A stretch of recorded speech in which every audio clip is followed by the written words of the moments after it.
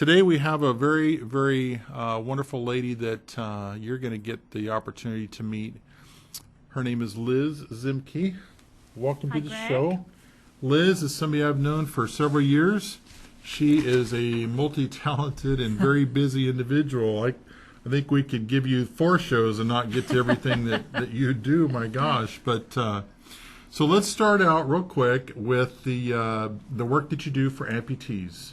Okay. And kind of tell us about that, but maybe even a little bit about how you got started. Okay.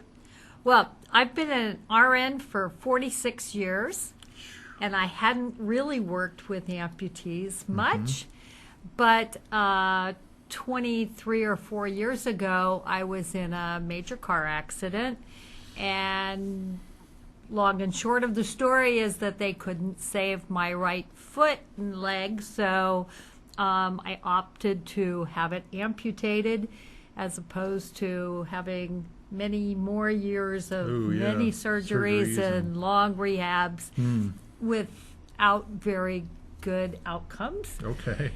So I opted for the amputation and haven't looked back since. It's been a positive experience, actually. Really? So I have a below-the-knee amputation on my right leg.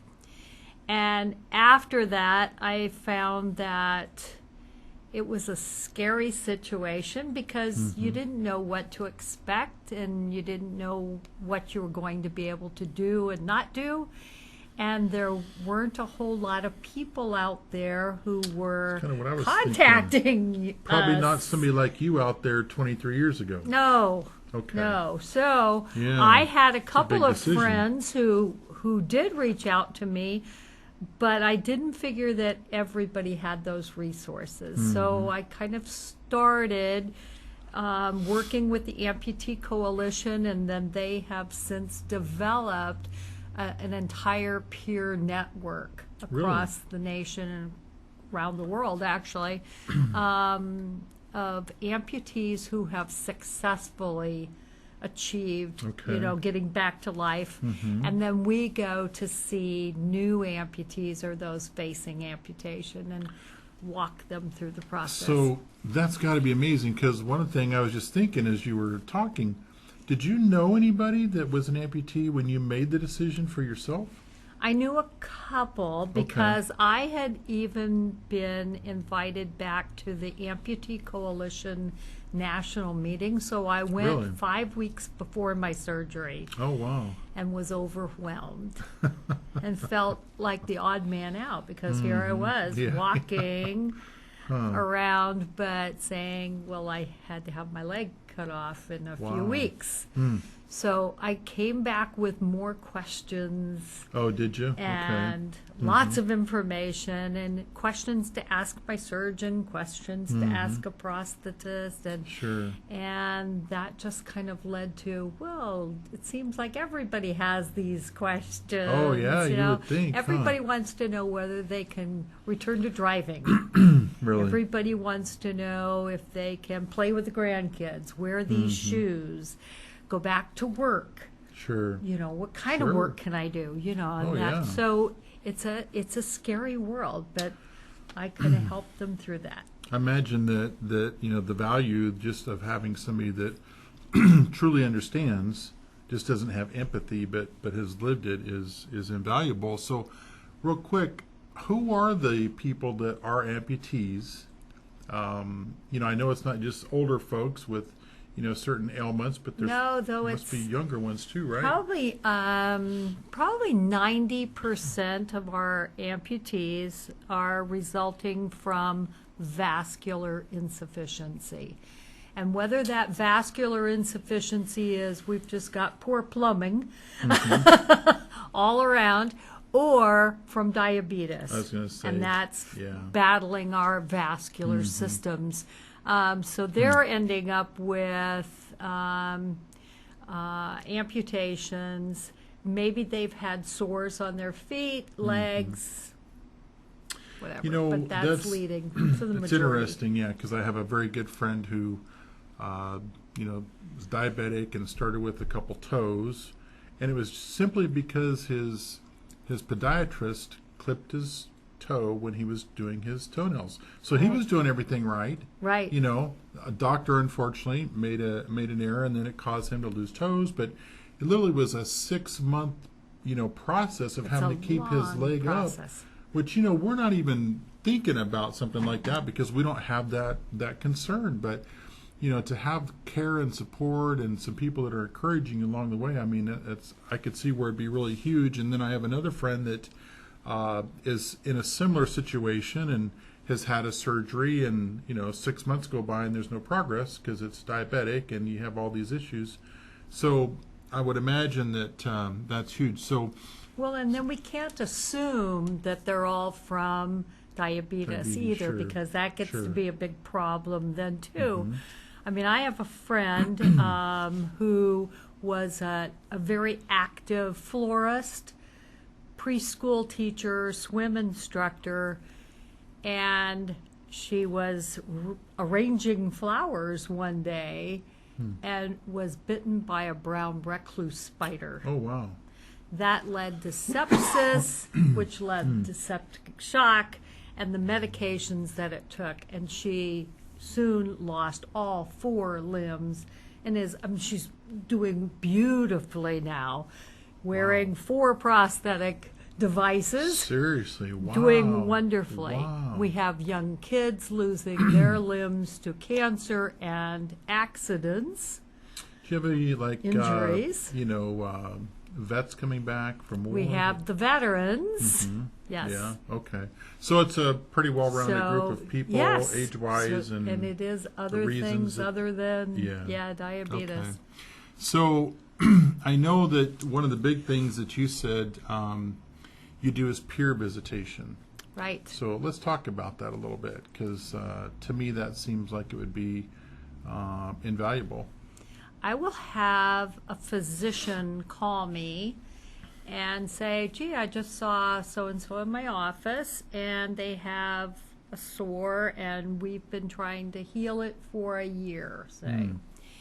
And I've talked to them about amputation, and they would sooner die than face amputation. And it's because of their perceptions, Sure. their history. Maybe they have an uncle who, came back from the war, never healed, never wore a leg, was always in pain, was angry, or they have numerous other Sure. experiences, and then they just have fears. I have one sure. gentleman right now who says, I have a phobia against amputation. I don't know where it comes from, but I have this. It's got to be common, though, right?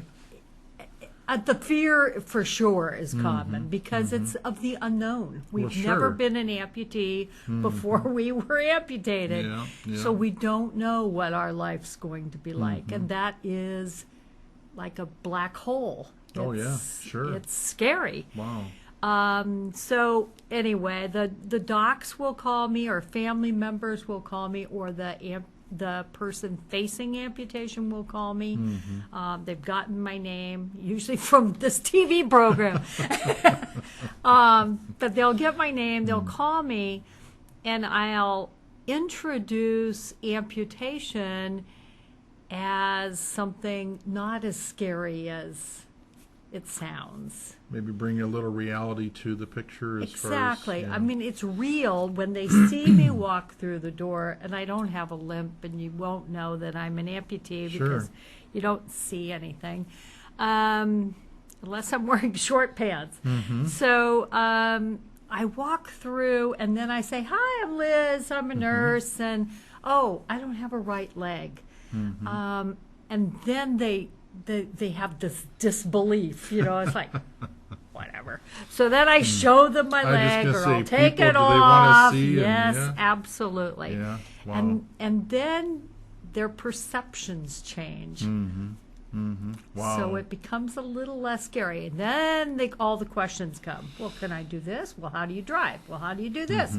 Well, how do you do that? Well, what do you. Yeah. And it's like, as you can see, I do Yeah. everything Yeah, I've that I never did known you to be before. slowed down, that's for sure. So when you're this group is there it is on the screen, Central California Amputee Education and Resource Group. You couldn't have added any more words to that name. Tried not to, right? Really? Yeah. Good grief. Okay. So there's a lot to be said there. You're educating people. Right. Which part of it's through what we just talked about with peer visitation. Which alleviates those fears. Yeah, yeah. And then you provide resources and other help.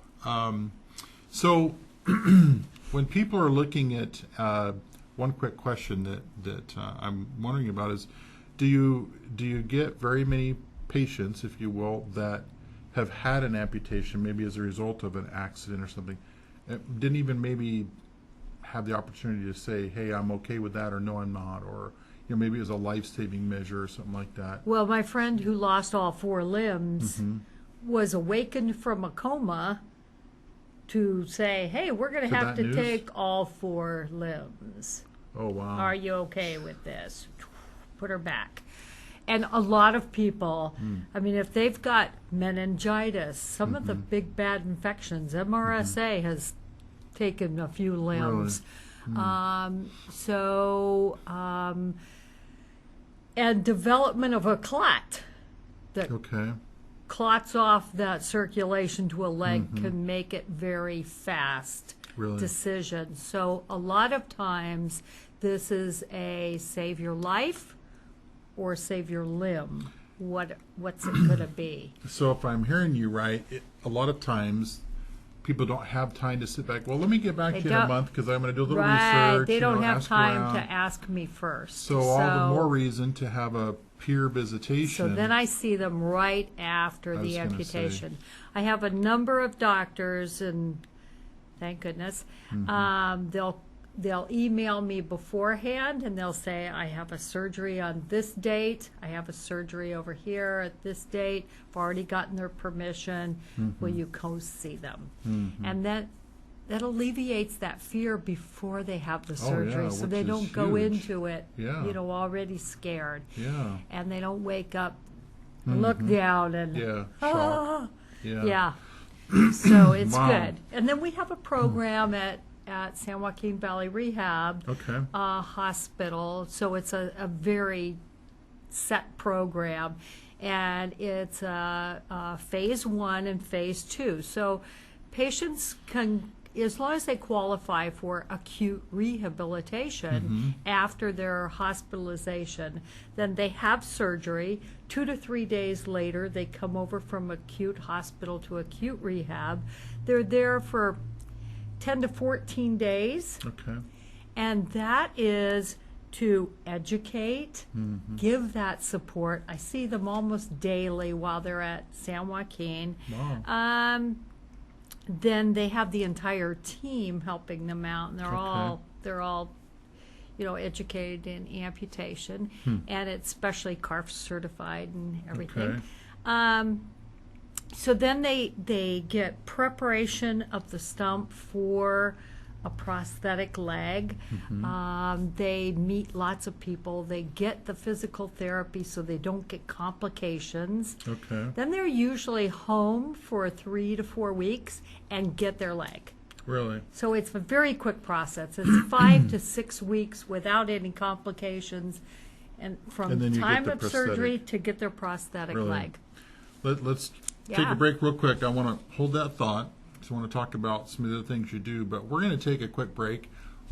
Visiting with Liz Zemke with the Central California Amputee Education and Resource Group, among other things. And when we come back from the break, I'm going to tell you about 100 other things that she does in her spare time and go from there. So this is Truth for Seniors, and we'll be right back.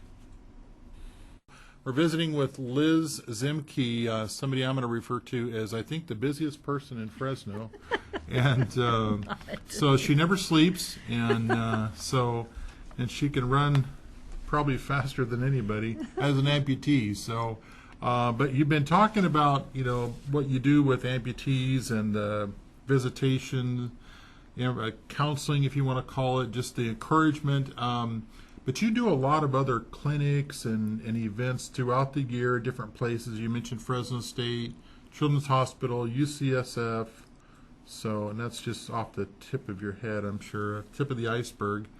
But let's talk about those a little bit. Okay. you It's do some nice that we clinics. collaborate with Fresno State, the doctoral level PT program, Okay. and they provide students and their faculty staff. And we go over 2 Saturdays a year and spend most of the day.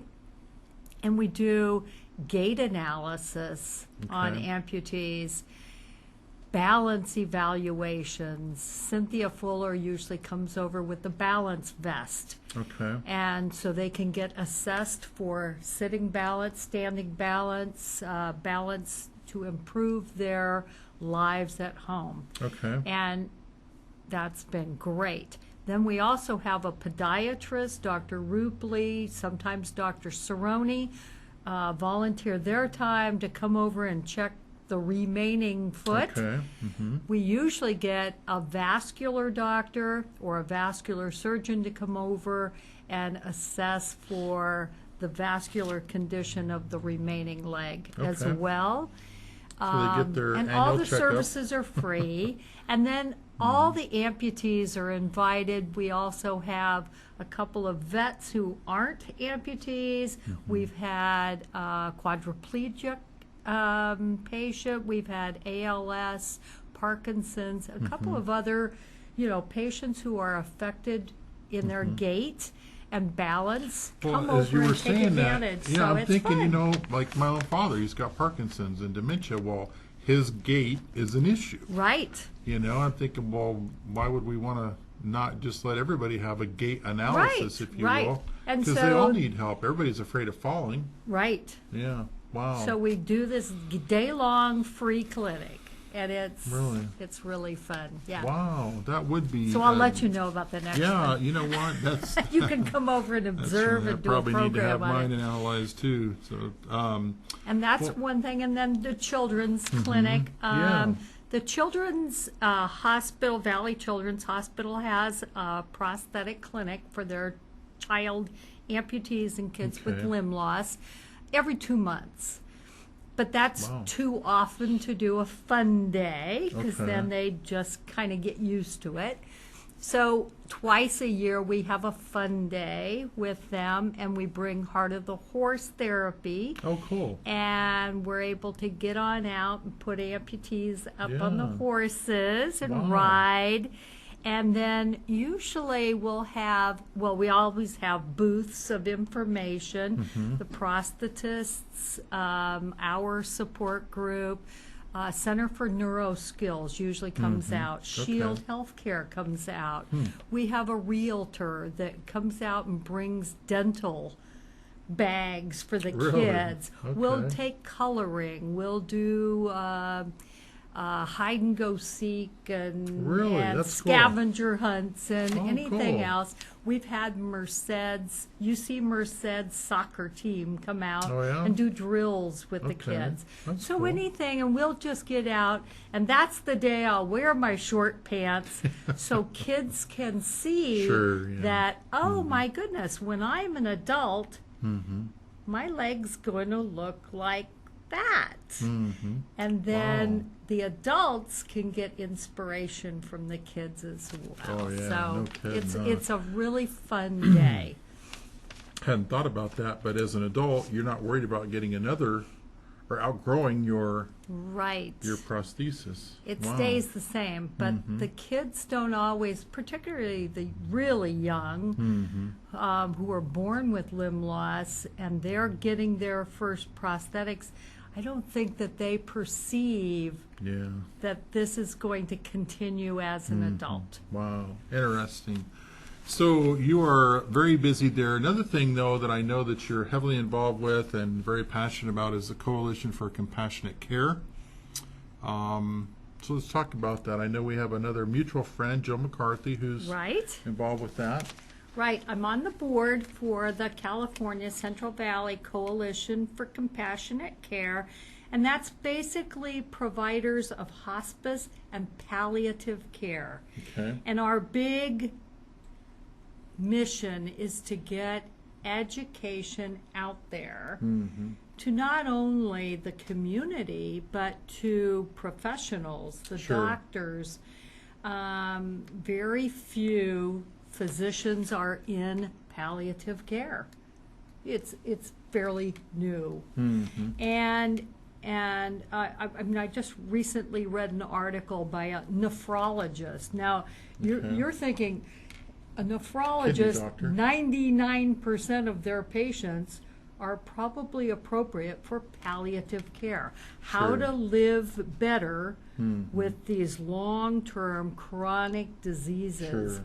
So you're not just on a pathway to death Mm-hmm. and, oh, I'm going to have to give up. This is how you live better. Yeah.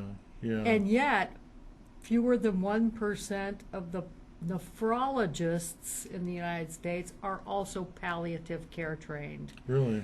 So you think, So there's really not any education or very little going to people that could benefit from it. they need, yes, we need to expand that education and our support and services out there so it's getting the word Okay. out.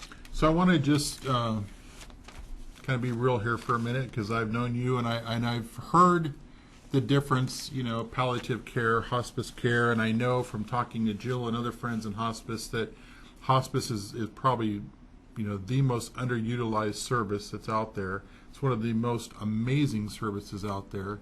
Unfortunately, it's so underutilized, but I probably couldn't really explain the difference between hospice and palliative care. You made it very clear. So for our listening audience and others, just explain really, if you would, real quickly, what's the difference, you know, between palliative care and hospice? I see hospice as truly more end-of-life care. It would not be a surprise to anyone if you passed away in 6 months. Sure. If you live longer on hospice, that's fine. You can get requalified, There be you on go. hospice A lot of people do. long Yeah. time. Yeah. And a lot of times you do better because you're on that extra care. You're Sure. getting a lot of support. You're getting the medicine to relieve your pain. Mm-hmm. That being said, if you just get diagnosed, you might be in your 50s or in your 60s. You might just get diagnosed with ALS, MS, a number of chronic diseases that Alzheimer's Mm-hmm. Yeah. that may Younger and younger, you yeah. may live with for 15 or 20 years. Mm-hmm. Don't you want to live better? Absolutely. All sure. those years that you have got to live with this disease. It's not going away. Yeah. So how do we live better? The answer to that is palliative Palliative care. care. Got it. Got it. So how to live and make the most of your life with chronic illness. Improve your quality of life. That's huge. That's huge. So with the coalition, there's education that's involved, but you're also involved with another group that does a lot of education, which is the Alzheimer's Association. Yes. So I was the caregiver to my husband, who eventually passed away with Alzheimer's disease. And so it was kind of a natural transition say, to want yeah. to end Alzheimer's disease. So I'm active with the Alzheimer's Foundation, which is local services. I'm active with Alzheimer's Association for the research end of it and the national sure. platforms. And with that, I was asked to be the state ambassador to Assemblyman Jim Patterson. Okay. And the office, the statewide office of Alzheimer's Association, has tried to put an ambassador or a liaison, an advocate, into every legislative office, particularly of those who are into healthcare, on the Okay. healthcare, Sure. on Makes sense, the yeah. appropriations departments. Committee, yeah. So anything like that where they have impact on legislation that can impact Alzheimer's. And then we bring the national platforms to them to make them aware of Sure. what do we want you to really fight for. Sure. Yeah. So it's yeah. not just a, hey, we want you to support Alzheimer's. Yeah. Well, there's got to be Who reasons wouldn't? behind it. Yeah, exactly. And I do know Jim Patterson, and he's definitely interested in helping in every way he can. I know He's that. very, very Yeah. good. Yeah, he's a Yeah. good guy. So you have something else, the 2018 platform that you. I do, and it's a real quick acronym. It's ACT, A-C-T, Okay. and it's Accelerate Research. Obviously, we want to continue getting increased funds for research to end Alzheimer's. Sure. You know, wouldn't we love to have Oh man, wouldn't that be a hallelujah cure. day, huh? Yeah. Mm-hmm. And then care and support. There are, in fact, I picked up, I was in the doctor's office the other day, and I picked up a stole the WebMD. magazine. He actually said I could have it.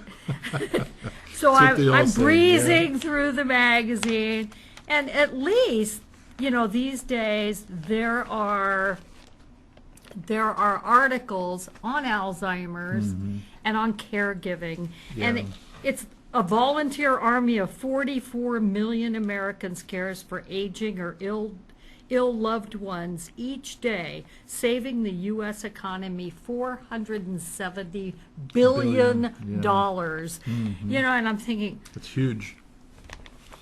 and we don't pay any caregivers. And so there are bills that are being written that we're asking for to help write that off on your taxes. Oh, sure. To help reimburse for caregiving expenses, to help get people, say we could eventually pay for assisted living rather than skilled nursing if they're Sure. on Absolutely. Medi-Cal. Why take Yeah. up a Medi-Cal bed at a skilled nursing Which if we have a they're only shortage at of the anyway. assisted? Right. Exactly. And then Yeah. it wouldn't come out of And pocket. But- and that's really great you mentioned that, because there are a couple of programs for in-home care, Right. but they've not kept up with the funding necessary, so they're full. So pretty much Correct. when somebody dies, then we got an opening. right. You know, and so there's this huge 2-year wait right now for this one program, and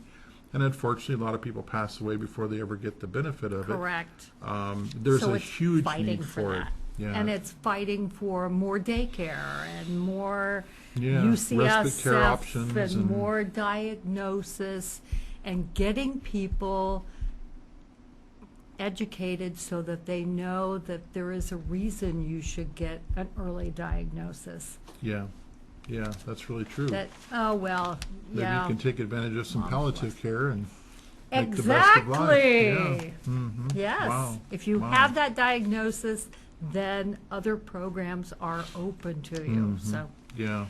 Well, that's awesome. You know what? And so, you know, we've kind of covered a whole lot of area here, but, Yeah. you know, folks, there are resources available. And I think that, you know, the biggest reason that I wanted to have you on the show is to help people understand that there are people who care, there are people who understand. You know, there's resources available, there's support, there's peer visitation opportunities. But, you know, we had Marie on the show a few weeks ago, and, you know, her support groups are invaluable. I mean, my gosh, you know. absolutely. I mean, I can't imagine somebody going through Alzheimer's and not wanting to get the benefit of, you know, the friendship and the encouragement and the support of others in the same trench dealing with the same concerns. I have a friend of mine living in Arizona who lives alone. Her husband passed away. She lives alone, and she got a diagnosis of Alzheimer's. And she's at that point when she has care in her home now. $400 and some a day. Mm-hmm. And she says to me, little letter, I hope I die within this next Yeah. year, because I'm going to run out of money. Yeah. And I don't Yeah. know what I'm going to do. Yeah. Sad. Yeah. And I know that you see it all the time. We see it all the time.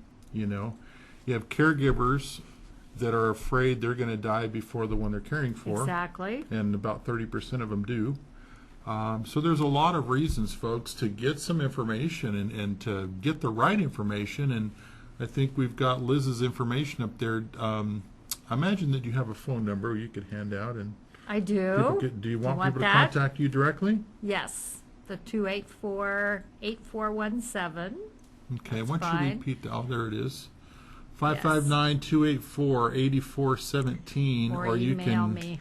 email lzemke@sbcglobal.net and get every one of your concerns answered. Or most of I them. hope.